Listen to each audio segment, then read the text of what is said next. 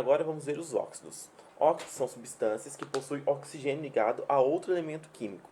Eles são compostos por binários, isto é, são substâncias formadas pela combinação de dois elementos. Um desses elementos sempre vai ser o oxigênio, por isso vem da palavra óxidos, que vem de oxigênio. Eu tenho a classificação dos óxidos. Eles podem ser óxidos neutros. Eles não reagem com água, ácido ou base. São covalentes, ou seja, sua composição é de ametais. Exemplo, monóxido de carbono. Então aqui eu tenho o meu CO, que seria o monóxido de carbono, que é feito por ametais. E tem os óxidos básicos. O metal presente em sua fórmula geralmente apresenta carga elétrica mais 1 e mais 2. Ou seja, possui caráter iônico. Vocês lembram, né? De ligação iônica e covalente. Ligação iônica vai ser com um elemento eletronegativo com um elemento eletropositivo.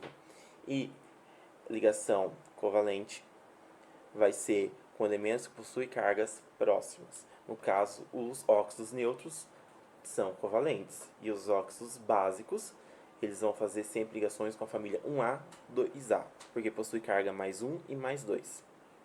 No caso aqui eu tenho o sódio, que é da família 1A, e o bário, que é da família 2A. Então eu tenho óxido de sódio, e aqui eu tenho óxido de bário.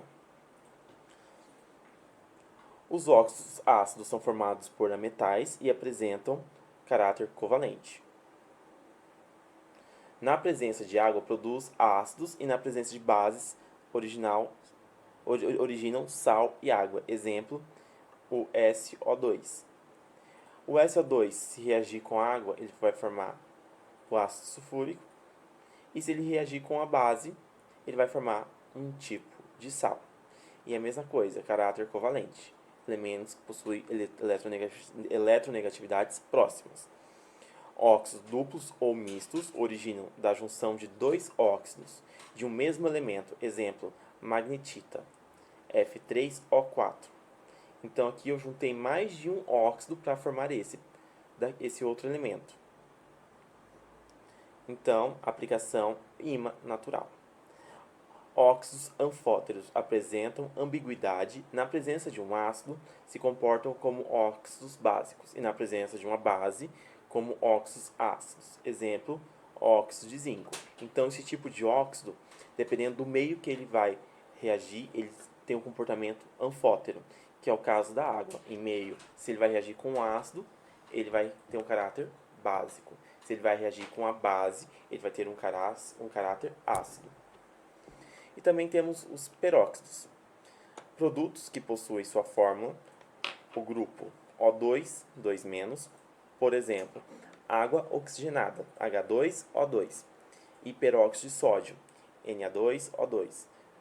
A aplicação são usados na indústria como alvejantes para clarificar tecidos e polpa de celulose, confecção de papel. Então, sempre os peróxidos vão ter 2 oxigênios e sempre vão estar provenientes de outro elemento aqui para anular a carga 2-. Então, aqui no caso, eu tenho 2 moléculas de hidrogênio e no outro 2 moléculas de sódio, que é da família 1A. Se fosse da família 2A, seria somente um elemento. Aqui eu tenho alguns tipos de óxidos, de reações, né, na imagem. Os óxidos podem ser anfóteros, tem os básicos, os ácidos e os anfóteros. Aqui tem alguns exemplos de cada. Como que eu dou nomenclatura para os óxidos? A nomenclatura dos óxidos moleculares ou rede covalente. Os óxidos moleculares ou de rede covalente são aqueles que possuem oxigênio ligado a um metal, tais como carbono, nitrogênio, enxofre, flúor, entre outros. A nomenclatura desses óxidos segue a seguinte regra. Prefixo que indica a quantidade de oxigênios, se é mono, di, tri ou tetra. Óxido de, prefixo que indica a quantidade de elementos do outro. Por exemplo, se tiver 2 carbonos di e o nome do elemento ligado ao oxigênio. Igual aqui eu tenho os exemplos. O prefixo mono da frente do elemento que está ligado ao oxigênio é opcional. Então aqui eu tenho CO. Seria monóxido de monocarbono.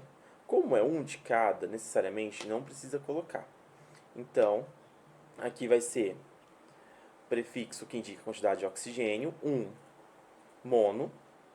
Então, toda vez que tiver um somente, é mono. 2, di, 3, tri. Então, não precisa identificar se é somente um, não precisa colocar um mono.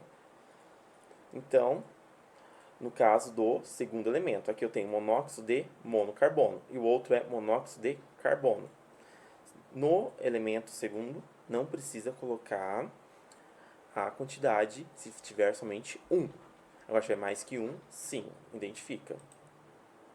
Aqui eu tenho alguns outros exemplos de óxidos. Tem o dióxido de carbono, trióxido de enxofre, todos seguem a mesma regra.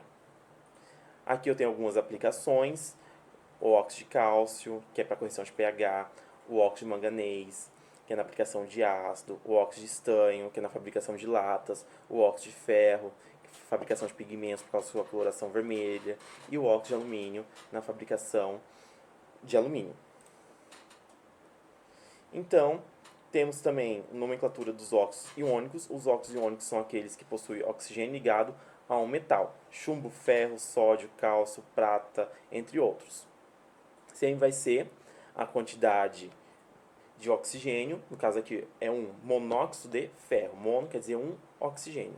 Já no de baixo eu tenho dióxido de chumbo, porque eu tenho 2 oxigênios. Se eu tiver 3 oxigênios, trióxido de ferro, porque eu tenho 2 ferros aqui ligados na molécula. Se tiver uma única valência, ou seja, se houver somente uma forma de ligar ao oxigênio e formar somente um tipo de óxido, a regra da nomenclatura será dada por óxido de e o nome do elemento ligado ao oxigênio. No caso aqui, eu tenho óxido de sódio, óxido de cálcio, óxido de potássio, óxido de alumínio. Então, isso aqui seria uma exceção que teria na nomenclatura. Então, turma, nós temos os exercícios para resolver. Qualquer dúvidas dos exercícios, vocês me procurem para tirar as dúvidas. E estará disponível no Classroom. E qualquer dúvida é só me chamar no WhatsApp. Então, beijos, tchau, tchau, turma, até a próxima.